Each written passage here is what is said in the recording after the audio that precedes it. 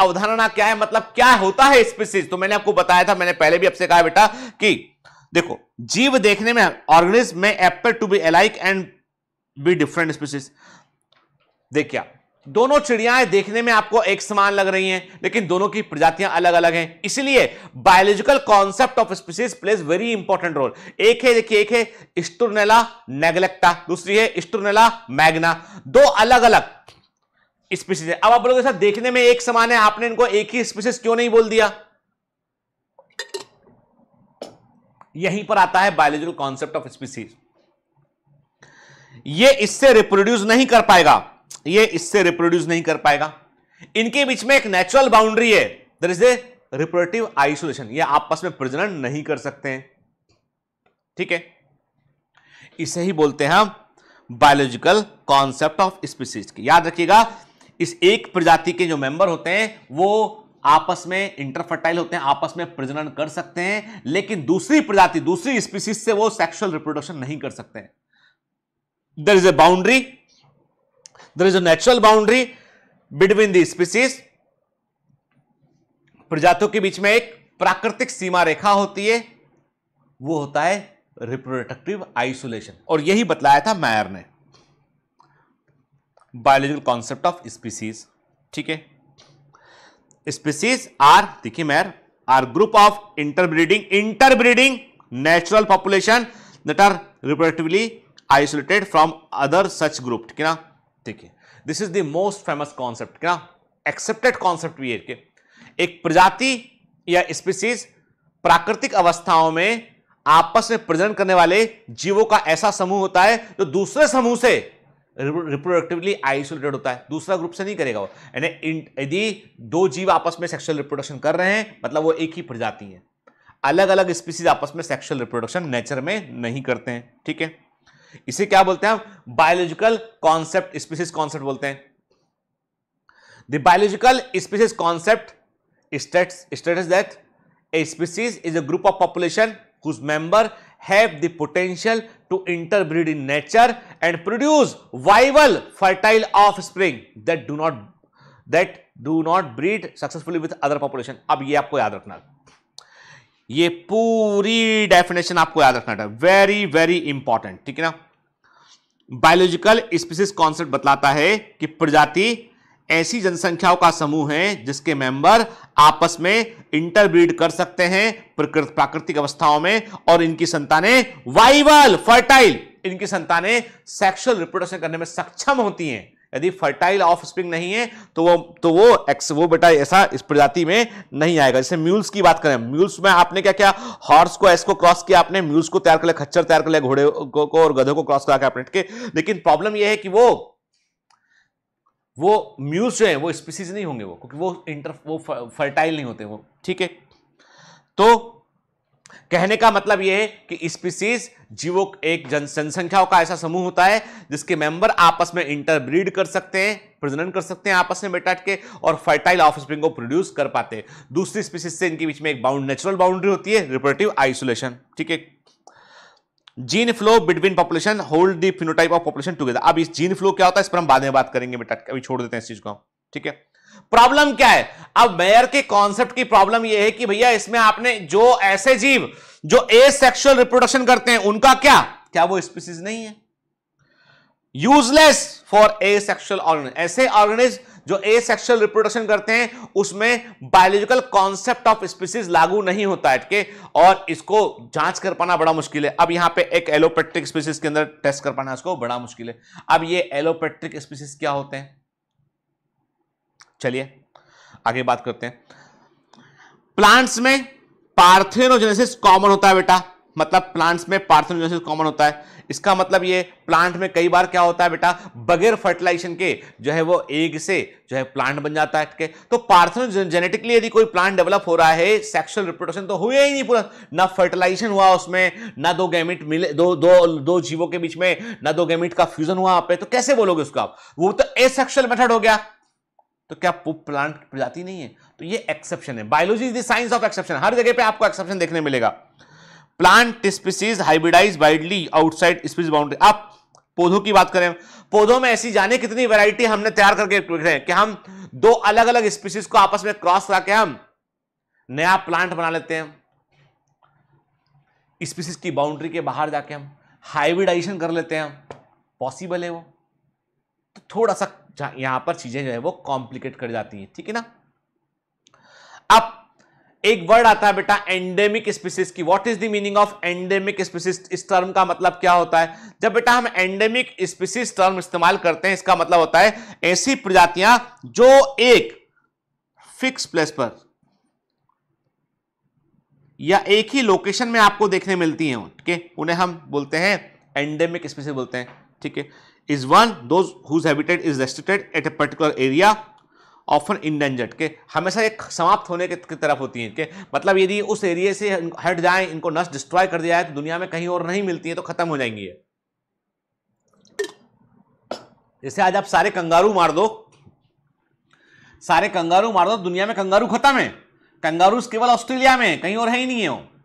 सारे kiwi bird मार दो आप, तो सारे कीवी बर्ड खत्म हो जाएंगे क्योंकि वो केवल न्यूजीलैंड में प्रेजेंट है। अब आप सोचिए, कहने का मतलब है कि देयर आर सर्टेन ऐसी प्रजातियां जो एक लिमिटेड एरिया में, एक पर्टिकुलर एरिया में ही देखने मिलती हैं, उन्हें हम indigenous native species, indigenous species से डिफरेंट मानते हैं। हम क्या बोलते हैं इनको? हम बोलते हैं एंडेमिक स्पीसीज बोलते हैं। एंडेमिक मतलब एक पर्टिकुलर ज्योग्राफिकल एरिया में मिलने वाले, दैट डिफर फ्रॉम इंडिजियस और नेटिव। देखो बेटा, जिस जगह पर मिलती है नेटिव स्पीसीज मतलब कि कोई साउथ अमेरिका में मिलती है, कोई जो है वो इंडिया में मिलती है, तो वो इंडिजियस या नेटिव कहता है कि वहां का लोकल है वो, लेकिन एंडेमिक जो होता है लोकल, वो आपको अलग है। आपको क्या होता है, जैसे हम कहते हैं कि टाइगर है, के कुछ टाइगर आपको इंडोनेशिया में मिलते हैं, कुछ टाइगर आपको इंडिया में मिलते हैं आपको, तो वो नेट इंडोनेशियन टाइगर, एशियाई टाइगर, जो इंडियन टाइगर अलग अलग है, कई फीचर में अलग अलग दिखाई पड़ते हैं, ठीक है। तो ये क्या हो गया, ये इंडिजियस हमने बोला कि ये नेटिव हो, लेकिन हमने कहा कंगारू केवल वहीं मिल रहा है। मेडागास्कर में कुछ लीमर है वो वहीं मिलते हैं, कहीं और नहीं मिलते हैं, तो वो क्या हो गया, वो एंडेमिक। तो एंडेमिक एक ज्योग्राफिकल लोकेशन के अलावा कहीं और देखने आपको नहीं मिलते हैं, ठीक है। ठीक, अब ये क्या है, ये हम देख रहे हैं पैरासाइट। क्या देख रहे हैं? परजीवी। एक्टोपैरासाइट है, आप देखिए, है ना, किस प्रकार से ब्लड को जो है वो ले रहा है बॉडी से। ये बग है, छोटा सा बग है, बेड बग है, जो बोलते हैं ना खटमल बोलते हैं बेड बग के। तो आप देख रहे हैं कैसे जो है वो, तो ये एक्टोपैरासाइट ह्यूमन स्किन से ब्लड लेता हुआ दिखाई पड़ रहा है। मतलब आपस में प्रजातियां इंटरेक्शन करती हैं, स्पीसीज आपस में इंटरेक्शन करती हैं, और यही प्रकृति में आता है, यही नेचर है, यही प्रकृति है कि प्रजातियां जो स्पीसीज हैं आपस में वो इंटरेक्ट कर रही होती हैं। और ये इंटरेक्शन हर स्तर पे होता है। जैसे मैंने आपसे कहा ना कि एक मच्छर ने हमें काट लिया आके, इंसेक्ट था, उसने आपका ब्लड लिया, उसने फूड के लिए, मील के लिए, वो ब्लड उसने इसलिए लिया, फीमेल हमेशा फीमेल मॉस्किटो काटता है, फीमेल मॉस्किटो को ब्रीड करना होता है, उसके लिए उसको जो है वो ह्यूमन ब्लड की रिक्वायरमेंट होती है, तो ब्लड लिया उसने, ब्लड लेता है, ब्लड लिया उसने। तो एक स्पीसीज ने दूसरे से इंटरेक्ट किया है, नहीं किया उसने, है ना। आपने कहा कि भैया हम जो है चिकन खाएंगे आज, आपने पक्षी पकड़ा, आपने मुर्गी पकड़ी, काट के उसके ऊपर काट पीट के खा गए उसको, आपने शिकार किया उसका, एक प्रकार से ले लिया उसको, खा लिया आपने, दिस इज ऑल्सो इंटरेक्शन, ठीक है। आपने कहा चलो भाई ऐसा है कि ये जो है वो हम जो है वो, मतलब जो भी आपका दूसरी प्रजाति के साथ में एक संबंध है, कोई भी दो जीवों का, वो उसमें बायोलॉजिकल इंटरेक्शन को बनाता है वो। ये हम पढ़ते हैं, इकोसिस्टम के अंदर पढ़ते हैं।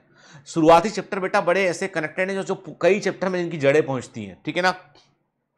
अब देखिए type of interaction between two species, मैंने कहा कि कंपटीशन है, प्रतिस्पर्धा है, तो ये दो प्रजातियां एक दूसरे से कॉम्पीट कर रही हैं फूड के लिए, रहने की जगह के लिए, भोजन के लिए तो इसमें क्या होगा, दोनों को नुकसान पहुंचेगा।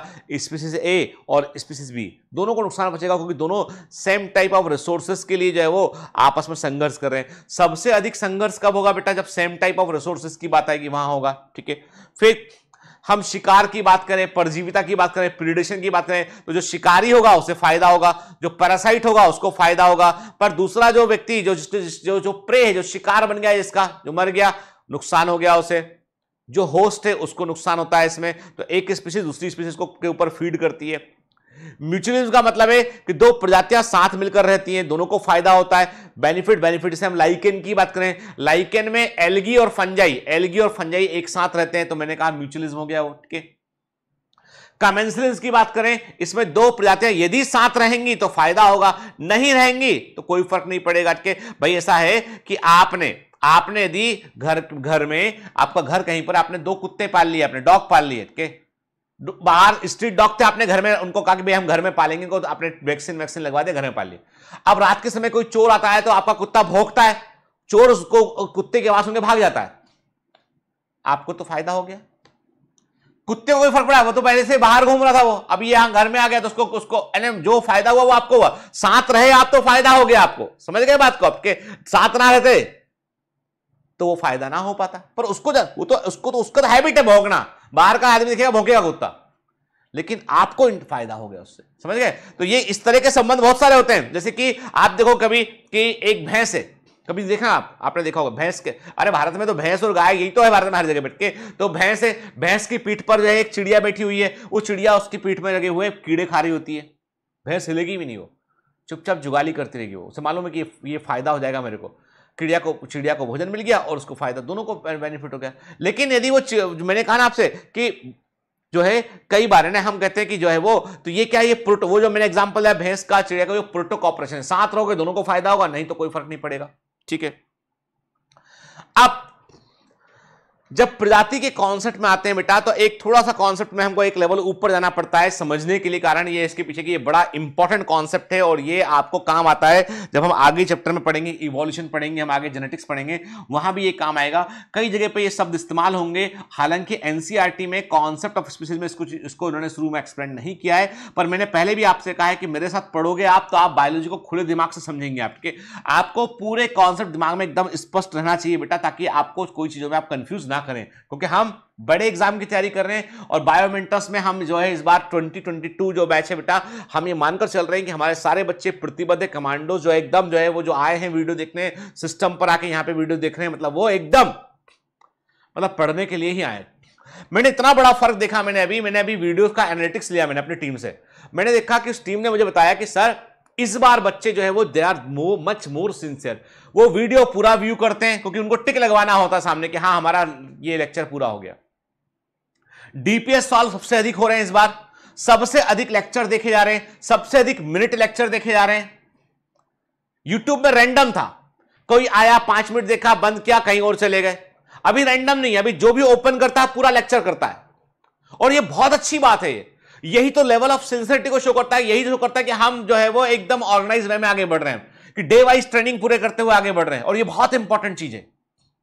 और ये बेटा समझ लीजिए टॉपर्स प्रोड्यूस करने वाला ये सिस्टम है पूरा ये, ठीक है। चलिए आप एक काम करते हैं, लेक्चर थोड़ा सा जो है वो लंबा हो गया, तो हम एक काम करते हैं कि लेक्चर को यहां पे इसको स्टॉप करते हैं, ताकि आप अगला लेक्चर भी आपको देखना है। नेक्स्ट क्लास में हम यहीं से कंट्री से जो है वो स्टार्ट करेंगे बेटा, कि एलोपेट्रिक स्पीसीज क्या होती है, सिंपेट्रिक स्पीसीज क्या होती है, पैरापेट्रिक क्या होती है, पेरिपेट्रिक क्या होती है, थोड़ा इस कॉन्सेप्ट को समझेंगे हम, ताकि हमको एग्जाम में ऐसे क्वेश्चन थोड़े out of the box question होते हैं वो हमको बन सके, प्रीवियस ईयर के क्वेश्चन भी हम लगा सकें, ठीक है ना बेटा, उनको हम देखेंगे, ठीक है। लेकिन मैंने पहले भी आपसे कहा है कि we are covering 100% NCERT with some kind of question syllabus, तो इसलिए इसको लेके घबराना बिल्कुल नहीं। कई बच्चे अभी से बोलने लगे सर ये एनसीईआरटी, अरे भाई मैं